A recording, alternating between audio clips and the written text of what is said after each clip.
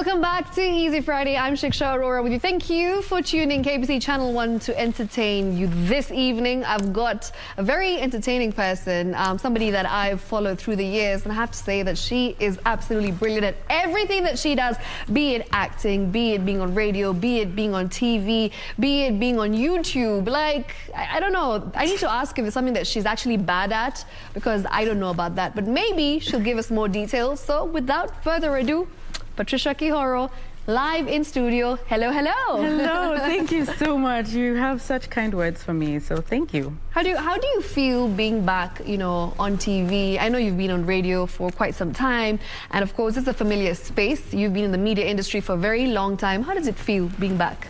When I was coming into the studios here, I was asked, so have you been here before? And I thought about it, and it's actually been probably maybe 16 years, 17 years since I was here. Yeah, since I was here at KBC. So amazing. It was just like, wow.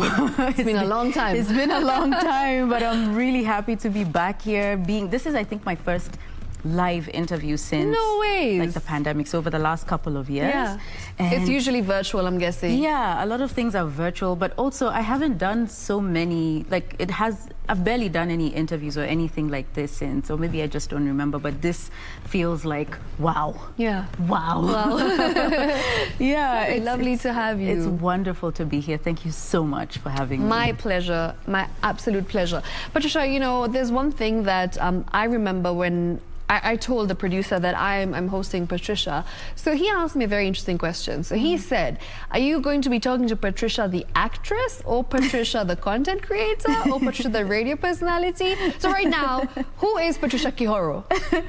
I would say Patricia is, well, I don't know if I would describe Patricia as somebody separate from me. Yeah. But I am somebody who just is interested in so many things. Right. And in hindsight, I would say somebody who's had the bravery to sort of dabble into everything that has been of interest. But looking back, I do have moments where, they talk about, a jack of all trades, but a master of none. But then they don't complete the statement. And there was a time when I'd be like, okay, I'm all these things, I do all these things, but am I really good at, just one? One thing in particular. But I think I've come to a point where I would describe myself as just somebody who has, explored everything that life has to offer, so that when I look back, when it's time to say goodbye to this plane of existence, I'll be like, I have no regrets about not trying anything that my heart wanted to pursue. And I relate to that a lot, because I'm very similar. I want to do everything. And sometimes I wonder as well, am I really great at something? I know I'm good at a lot of things, but am I really great at something? But I guess, as you said, you don't want to have regrets in your life, right? Yeah. Do you have any regrets? There's many years of your, your work that you've been doing for a decade. It's actually been longer than that. Yes. Hey. Yes, the first time I sang in public in front of people was when I was 9 years old. Wow. And that was very many years ago. Hey. That's like 27 years ago. I'm 36 years old now. Damn. And let me tell you something. Yes. I know you've heard this a lot. Yeah. But you do not look 36 at all. Well, what's your secret? First of all, what's your secret? I'm very proud to be 36. I'm very proud to be my age. Absolutely. Because it is my age. And I think for a long time, we're sort of conditioned to think that the older we grow, the more we should hold on to our youth, or, don't even share your age. You want people to think you're younger than you are. But really, there's no shame in aging. I think being able to age is a privilege, because it's like another life. Another day. We celebrate a birthday. We're happy to be alive. So I'm grateful to be 36, to have been able to have done everything I have. And I think, looking back, you asked if I have any regrets. I always say, everything happens for a reason and everything is as it should be. But looking back, I do wish I was a bit more fearless about certain things. Okay. But I am happy to be in the space that I'm at right now. Yeah. It's amazing. So, the one thing that I think stood out for me when I was looking at your social media is you are very unapologetic about who you are. And you are also very outspoken for, a lot of topics that people shy away from bringing up in the open. So like just recently, you know, you talked about not being okay. There were times that you've brought about your skin journey and how far you've come, and you weren't afraid to share, you know, your before pictures, which I think is beautiful, because we are in this world where I think everyone wants to be perfect on social media, right? And Instagram versus reality is a whole topic that we could discuss until tomorrow. But what inspires you to really be this real? I think I would say maybe 4 or 5 years ago, just looking at social media. Well, it's, let's say, for a platform like Instagram, I think I shared my first post in 2011. Wow. So I've been there for quite a while. And at some point, I sort of looked around. Somebody had reached out to me and asked, Patricia, how are you so happy all the time?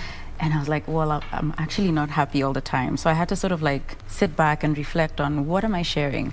And you know how people say that social media is a highlight reel? Most people just share their highlights. The highs. The good stuff that's happening. You know, when you look your best, when you're enjoying happy moments, when you're just excited and happy to share, oh my goodness, this is such a beautiful moment in my life. And just because on the flip side, yes, we do have our low moments, but not everybody chooses to share that. Absolutely. Right? And it's not to say then that everybody who just shares happy highlights is lying. It's just that sometimes, you know, you're not like in a sad low moment and you're like, okay, let me pick up my phone and cry on camera. But then I did look at my platforms and I was like, wait, it would be, you know, remiss of people to look at my page and think that for success or, you know, to be this person or to achieve this, you have to be happy all the time. And so if I'm sad or if I'm going through something, there's something wrong, and I have to like aim at just being happy all the time. And I didn't want my platforms to be a space where people come and then they feel bad about the realistic moments in their lives. Because the truth is, I have my low moments. Right? We all do. We're all human beings. Do.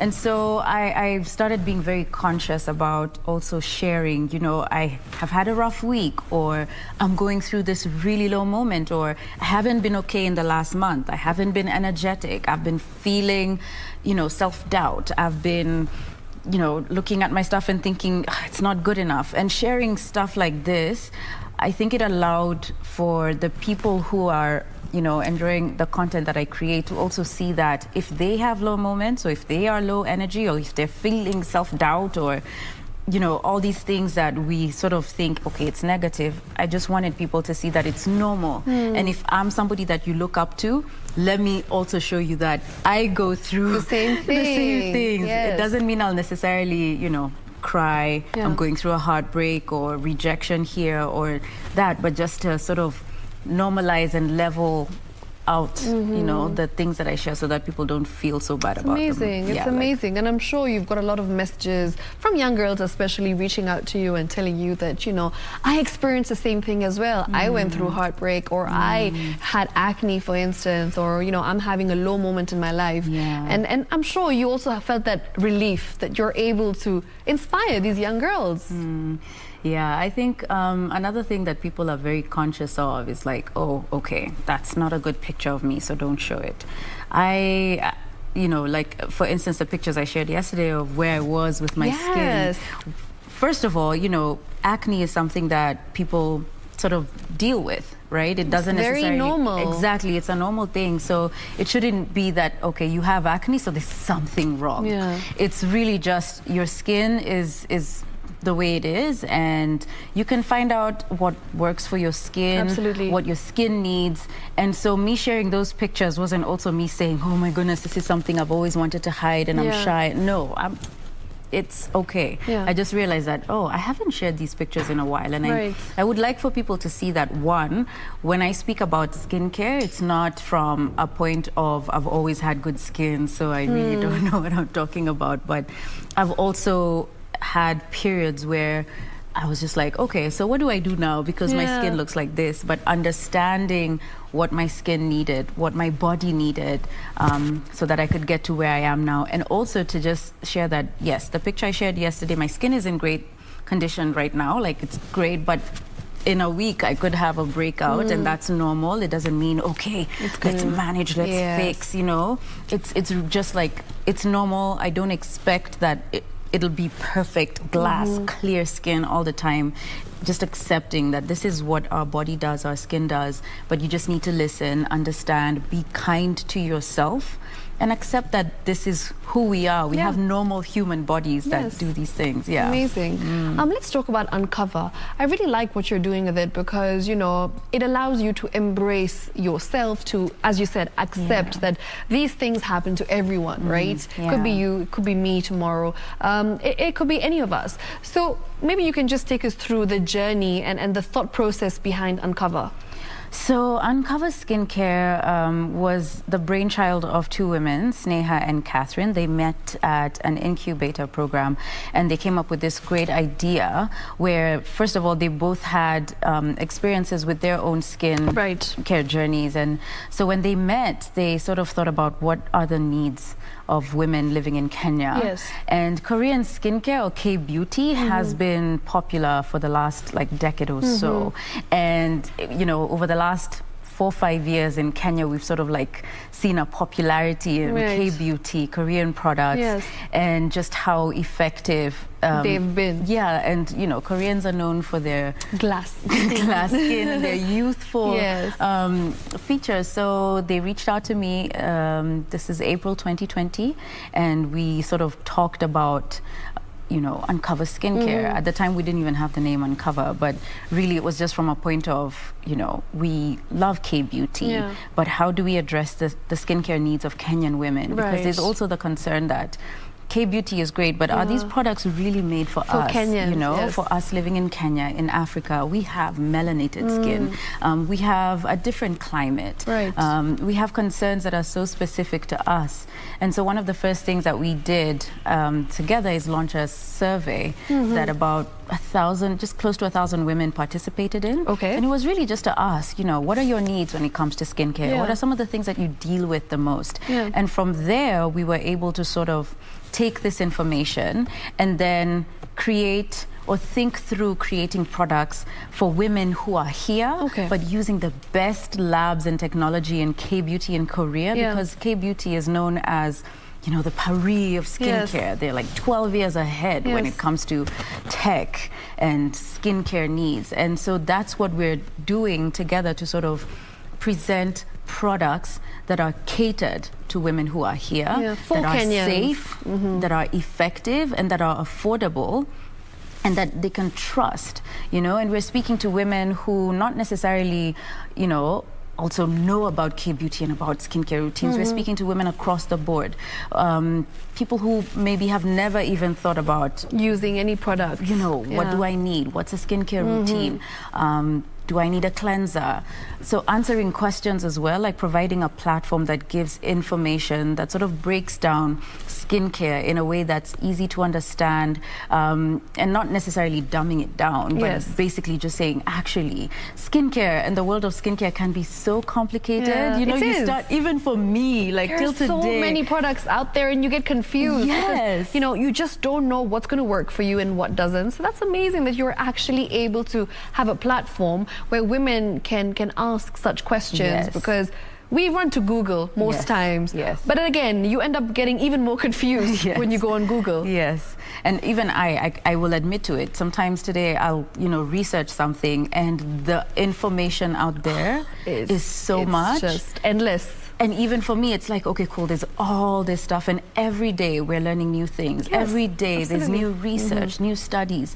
So it's just one of our platforms are to disseminate information, and two, to provide these products. So these products that we're creating, and then these products that we curate at the same time, so that we offer women and men. It's not just specific to women. I like that. Yeah, like skincare is not based on gender. It's unisex. It's unisex, and so we want to make it so that you understand what it is your skin needs, so that you're empowered to make decisions about your skin, your body, and yourself, and to feel confident in, like, you know what, I get this, and I know what I'm doing, and I'm confident and I'm beautiful just the way I am. Amazing. Yeah. What a beautiful message.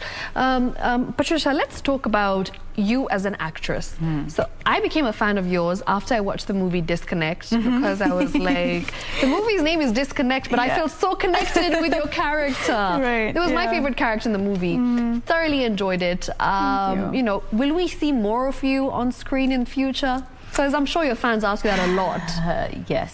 Yes. Acting is not something that I feel like I will ever stop doing. Of course, if the right opportunity presents itself and the right character, I'll definitely go for it.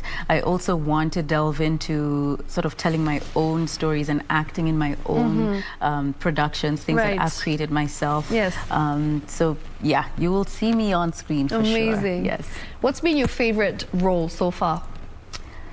Yeah, Judy in Disconnect, just because she was completely different from who people even know me to be. Yeah, because she was like super religious, super goody two shoes, and very judgmental, like don't do that. Yeah, so that was really fun to play. Okay, amazing. What kind of roles would you be interested in playing in future? I think at the moment, when I think of myself, playing characters and roles in productions, I think of, roles that evoke emotion, that make you think, that it's like, oh wow, that tell a story that's like, wait, I didn't see it that way. So whether it's comedic or whether it's gut-wrenching or heartbreaking, I feel like I want to sort of go deeper into evoking an emotion in the people who are watching and connecting, because that's another thing that I really love. When people come and say, when you play this character, like I was just like, I felt like I saw myself, or what you said or what you went through. I know somebody who's been through that as well, or I've been through something like that as well. So every time a character connects with the audience, or somebody just comes and says, gosh, yeah, that. Those are the kinds of characters that I really love. Yeah, so the challenging ones. Yes, the ones where even like the tears are just here. Like when the director yells cut, it's like, give me a moment. I need 10 minutes. I need to unpack. Amazing. So what do you enjoy most? Because I mean, I can see that you're very passionate about a lot of things, and I know this might be a tricky one, but what is your passion really right now? What would I say? I think over the last year, if I'm honest, I haven't been like at 100%. I think, especially going into the second year of the pandemic, mentally it was just like really, really intense. So there's a few things that I've kind of just felt disconnected from. But if you asked me, what makes my heart sing? Music. Amazing. Acting, creating content, and sort of sharing and telling stories about it. But I think all of them sort of, in the moment that I'm doing them, that's when I feel alive. And so when people are like, what's your most favorite, or what's the thing that you're most passionate about, all those things, I feel the same level of passion when I'm doing them. Nice. So for instance, tomorrow it's BYSS, improv comedy show. It's the first time we're back on stage since right before the pandemic. It's been exactly 2 years. Wow, that's exciting. Can't wait to be on stage. Yeah, after 2 years. After 2 years. Our last show was February 2020. That's amazing. So that, like, I know I'll be on stage and my heart will be bursting. Yes. It will be I feel like it'll be a very happy moment for you, because you really love being on stage and you're very passionate about it, as you said. I do. Patricia, the singer, that's how we all got to know you, right? When you participated in Tusker Project Fame, and I think that's where most people who follow you now, that's where they got to initially get to know more about you and see you as a singer. In case you didn't know, she has a fantastic voice. I remember I was once on your Instagram Live, and you were singing a song. Really? And I was just like, wait, what? She can sing as well? You have to sing for us. Actually, a lot of people don't know that. It's actually true. A lot of people don't know. Especially, I feel like the younger generation, millennials, as they're known these days, or Generation Z. Yeah. The ones who are even younger, 20, 21-year-olds. Like, I don't think they know you can sing. Sometimes, like even today, just when the song was playing, the one with Calvo, Loving Wrong, I was like, oh wait, I did do a song. Because yes, I'm a singer, but I'm not like one of those prolific recording artists. I love to perform on stage, and recording music is actually quite uncomfortable for me. So I prefer to be on stage and just sort of sharing and feeling the energy from the audiences, which is why I don't have a lot of recorded music. Yeah. But yeah, sometimes even I forget that, you know, you can sing. Not I can sing, but that I'm a singer, or that, you know, there was a time in my life when singing was at the forefront. Yes. Yeah, so, you know. I mean, now that we're here, you must sing 2 lines for me. Like, please, it's a must. I can't let you go without making you sing. Now you see, I need a glass of water, but let's see. Our love ain't never been right, so why don't you love wrong? All we do is fight, been at it for so long, but it's still in my eyes. We can never let this go, just keep loving you, loving me, loving wrong. Woo! Hit all the right notes, even without the water. Who needs water? Oh gosh, and it's only because I just heard that song. That's why it was still in my head. It's amazing. Okay. Yeah, I love it. Thank you know, when you were in school, what did you study? First of all, I want to ask you that question because I want to have another question based on your answer. Right. So, I was a psychology major when I was in university. So I studied psychology and I did my internship at an institution that deals with mental illnesses, and I worked as a psychologist for a while. And like when you told your parents or your family that, you know, I don't want to do this, I want to get into the arts, what was their reaction? Did they support you? Actually, I'd always been in the arts, so I mean, I was singing from 9. You said, right? The wedding that I sang at when I was 9. My mom was like, "Oh, Wanda, she can sing. My daughter can sing." It was her friends getting married, so she was like, always a cheerleader. Can she sing at your? Can we put her in the program? She's one of the moms who'll always be like, "Yeah, my daughter can sing. She'll sing for you, perform for you right now." Yep. So my folks, like, me singing and wanting to sing was always something that, you know, they knew. And so when I did psychology, it's not because I wanted to do psychology. It's just I still hadn't decided what I wanted to do. Okay. Because for the longest time I had wanted to do music. Right. And I wanted to study music. But the university that I wanted to go to in the US, Berklee College of Music, 1, was just super expensive. And then 2, you know, when it came to uni and where I'd have to go, I went to Moore University because that's where I was called, you know, like for your call to uni. So when I went there, I was just like, you know what? Since I haven't decided what I want to do, by then I'd worked at an ad agency, I had studied graphic design, you know, I'd been singing at studios, like I dabbled in all these things, but my mom was like, but you have to go to uni. So when I was there, I was just like, I can't make up my mind, but psychology is human behavior. It's the study of human behavior. You know what? I think understanding human behavior is something that is going to help me no matter what I decide to do. So let me do that, and then I'll figure things out as I love it. You know, I love the thought process already. And to be honest, I mean, if you think about it, psychology, the study of human behavior, helps me when I'm playing characters as an actress, helps me when I'm interviewing people for radio interviews or TV interviews, or when I'm having conversations with people on my YouTube channel, or when I'm hosting events. Everything that I do sort of taps into that knowledge and trying to get to what motivates human beings so that I can be a better, you know, person to connect with, regardless of what it is that I'm doing. Amazing. Yeah. Beautiful. I mean, I've thoroughly enjoyed this conversation. And as we wrap up, I have to allow you to just say something to your fans quickly, and then, you know, we can call it a wrap. Okay. Well, I just want to say thank you. It's been a few years of being, you know, in front of you, in front of your eyes, and you've always shown nothing but support.